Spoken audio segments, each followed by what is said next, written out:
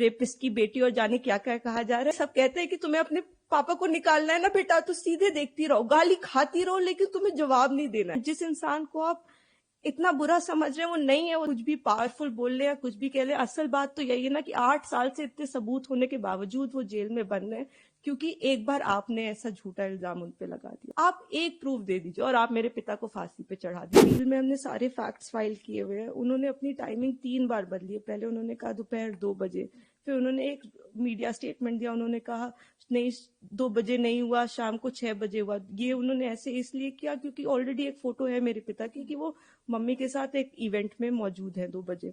फिर फाइनली उन्होंने जब एफआईआर लॉन्च की उसमें समय बदल दिया, 8 से 8:30 कर दिया।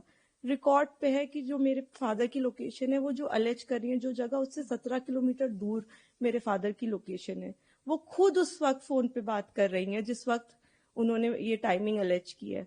तो इतने सारे सबूत होने, एम्स की रिपोर्ट है जो बता रही है कि वो 18 साल के ऊपर है और वो खुद को माइनर 15 साल की बच्ची बताती हैं। उन्होंने क्या किसी को बताया कि वो एक पॉलिटिकल पार्टी से एसोसिएटेड है? 2022 में उनकी माँ ने विधानसभा का चुनाव लड़ा हुआ है उन्नाव से। ये सब चीजें वो नहीं बताएंगे क्योंकि वो सब चीजें उनके नैरेटिव को सूट नहीं करता। हम भी 2 बेटियां हैं, 8 साल से ड्यू प्रोसेस, मतलब हम कभी धरना देने नहीं बैठे, हम कुछ नहीं किया, हम ड्यू प्रोसेस पे विश्वास रख के, और आज भी हमें पूरा विश्वास है कि अंत में, क्योंकि हमारा केस इतना स्ट्रांग है, अंत में हमारी जीत होगी। लेकिन 8 साल हो गए हैं।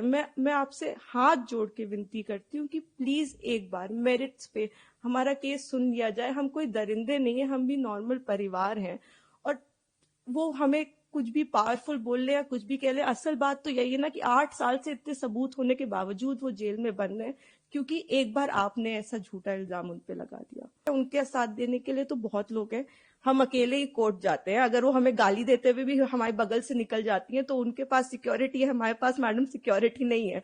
वो गाली भी देती है तो भी सब कहते हैं कि तुम्हें अपने पापा को निकालना है ना बेटा, तो सीधे देखती रहो, गाली खाती रहो, लेकिन तुम्हें जवाब नहीं देना है।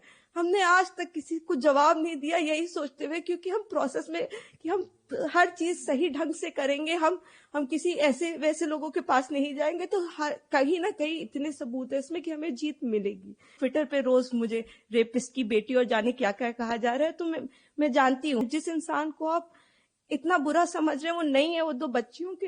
और मैं इसलिए नहीं कह रही कि आप आर्ग्यूमेंट्स वो लेके आए, लेकिन वो भी इंसान, क्या उन्होंने देखा भी आंख से? आप एक प्रूफ दे दीजिए और आप मेरे पिता को फांसी पे चढ़ा दीजिए। मैं कह रही हूं, अगर एक भी सबूत है कि मेरे पिता ने उस लड़की की तरफ आंख उठा के भी देखा है, तो आप मेरे फादर को फांसी दें।